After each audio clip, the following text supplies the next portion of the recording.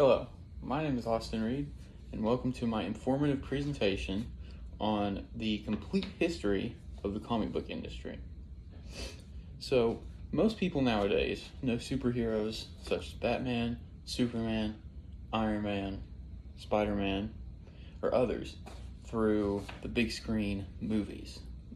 Movies such as The Avengers, or Dark Knight Returns, or even the new Superman movie that came out last July.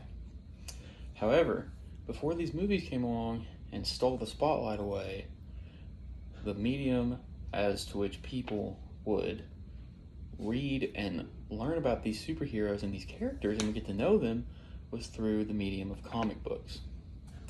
In this speech, I will show you the entire history of the comic book industry in a short version, and it starts from the 1930s all the way up to the present day.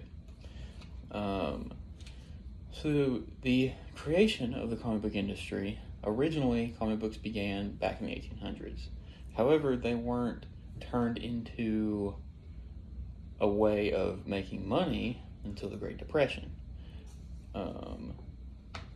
So my three main points are the creation of the comic books in the Great Depression, then the comic books being dumbed down in a sense or made more kid friendly in the 50s, and then finally how they were remade into more modern complex stories in the 1980s, and that still exists now.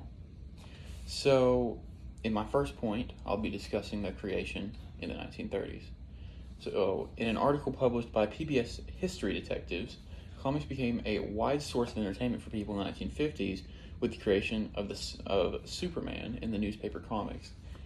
They were created to get people's minds off of certain tragic events, such as World War I had just began and ended, not even 2 decades earlier, and the Great Depression happened not even a decade after World War I.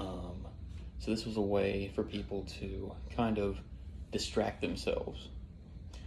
Superman was created by Jerry Siegel and Joe Shuster, and to this day, of course, Superman remains one of the most popular superhero characters of all time, probably one of the most popular characters of all time. After this, more characters were created, Batman, Wonder Woman, and they were created under the company of Detective Comics, or DC as they're known today. And then Marvel would come along as the rival, in a sense, to DC, where they would create their superhero Captain America when World War II came along as a sort of American propaganda against the Nazis.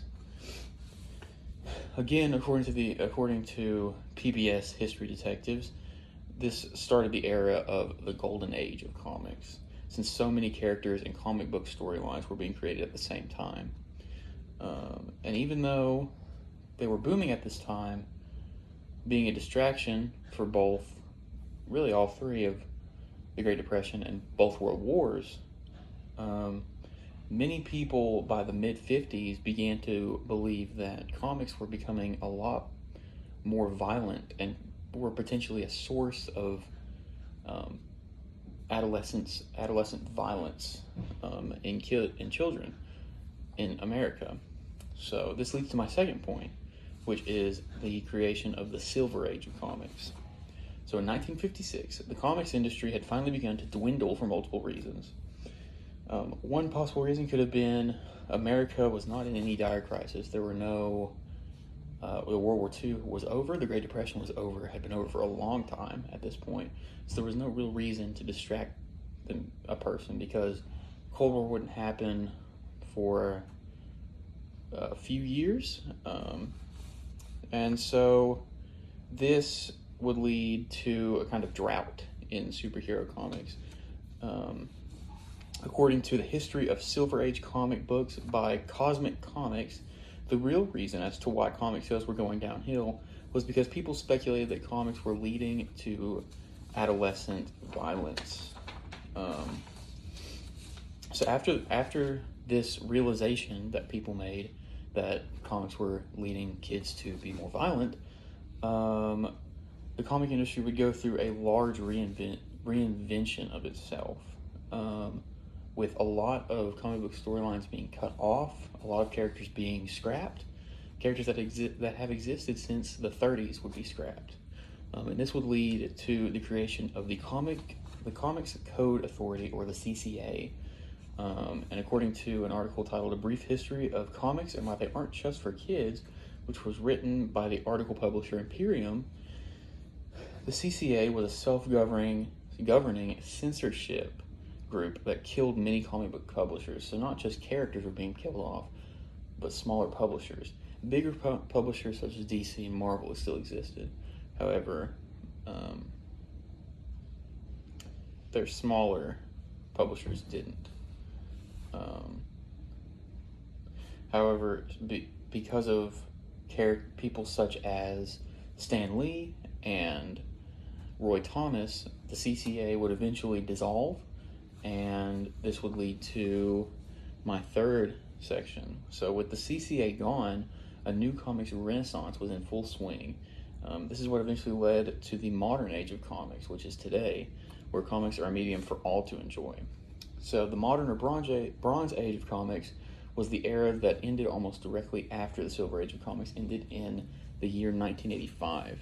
According to the Modern Age of Comic Books, a comprehensive journey through evolution, the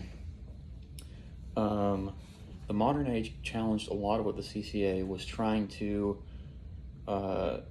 stop. They had a lot more complex and dark and almost horror-like stories, such as Sandman or The Dark Knight Returns or Watchmen. So this was kind of a way for adults to come back into the comic industry and enjoy it.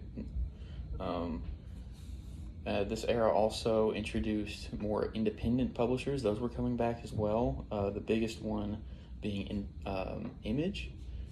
And finally, even though this era seemed to be a lot more dark and horror-like, there were a lot more kid-oriented comics as well, such as X-Men, Wolverine, and of course a lot of the other Batman stories.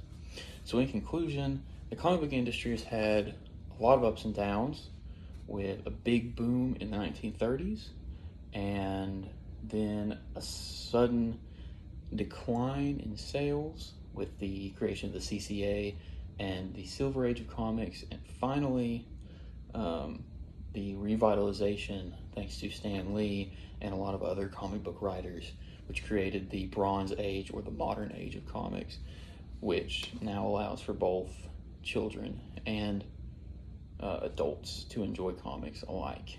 So this has been my presentation on the entire history of comic books. Thank you for listening.